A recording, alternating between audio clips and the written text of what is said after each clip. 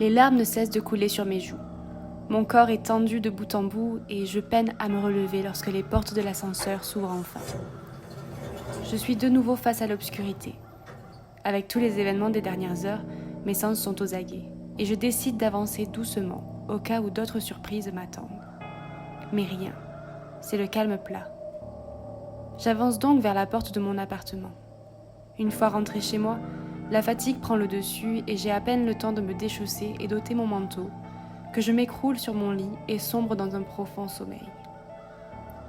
Mes rêves sont à l'image de ma journée, paisibles au début et cauchemardesques ensuite.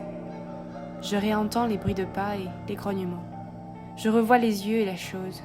Je veux me réveiller, sortir de cette tourmente, mais il n'y a rien à faire. Je suis prise au piège dans ce tourbillon de souvenirs horrifiques. Je veux m'échapper. Faites que tout cela cesse, bordel. Sur cette pensée, mes yeux s'ouvrent. Il fait encore nuit dehors, mais heureusement, j'ai oublié d'éteindre ma lampe de chevet avant de m'endormir et je peux apercevoir ma chambre, mon lit, mon cocon dans son entièreté. Rassurée d'être chez moi, je décide d'éteindre la lumière pour pouvoir me rendormir paisiblement, mais mes bras ne bougent pas. Mes jambes non plus. J'essaye de tourner la tête, mais elle reste figée sur place. Je n'ai plus que le contrôle sur mes yeux et ma respiration, qui s'accélère au fur et à mesure que la paralysie perdure. Je commence à entendre des cris. 2 voix se répondent avec beaucoup de violence. Peut-être que ce sont mes voisins. Non, je n'ai pas de voisins en ce moment. Et les cris sont bien trop forts pour provenir d'un autre appartement, ou même du couloir. Ces cris semblent provenir de l'entrée de mon appartement à laquelle je fais dos. D'abord, la peur m'assaille. Puis, je comprends soudain ce qu'il se passe. Je suis en train de vivre ma toute première paralysie du sommeil.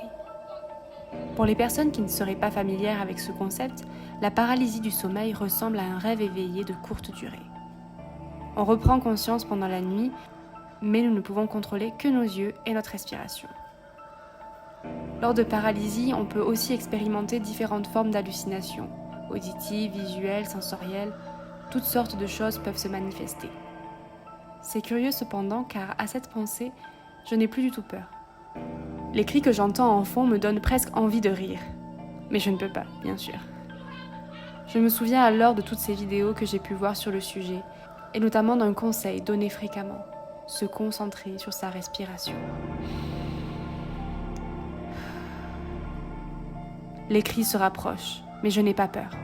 Je ferme les yeux et ralentis consciemment ma respiration pour ralentir mon rythme cardiaque et me sortir de cette paralysie.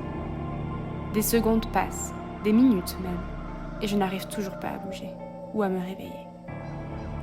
Les cris continuent et deviennent de plus en plus violents. Je n'arrive pas à comprendre ce qu'ils disent, mais je sens que la tension est montée d'un cran et mon instinct me dit qu'il faut vite que je me sorte de cette situation si je ne veux pas que cette simple paralysie se transforme en cauchemar.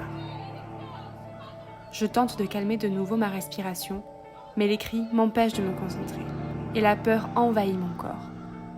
Tout d'un coup, je sens quelque chose tomber sur mon lit. Jusqu'alors, mes hallucinations n'étaient qu'auditives. Je veux bouger, m'enfuir, mais je ne peux pas.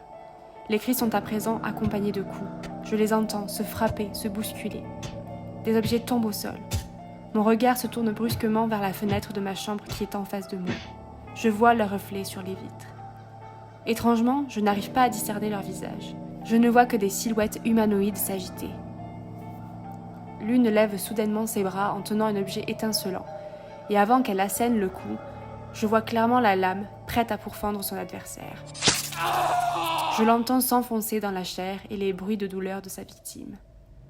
Normalement, j'aurais dû me réveiller depuis longtemps, mais je reste piégée. Je prie pour bientôt me réveiller, et au même moment, j'entends la lame siffler une seconde fois, puis une troisième fois. Dans la vitre, je vois la silhouette onduler encore et encore, inlassablement.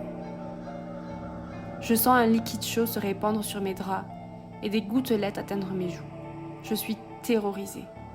La silhouette se calme et respire fort juste derrière moi. Puis elle éclate dans un rire démoniaque. Je ferme les yeux et tente pour la énième fois de me réveiller. Elle ricane à présent derrière moi. Et je sens son poids se rapprocher lentement. Elle n'est plus qu'à quelques centimètres de moi. Je sens son haleine à l'odeur de soufre, juste au-dessus de mon oreille. Sa bouche s'entrouvre et elle laisse sortir un petit. À ton tour.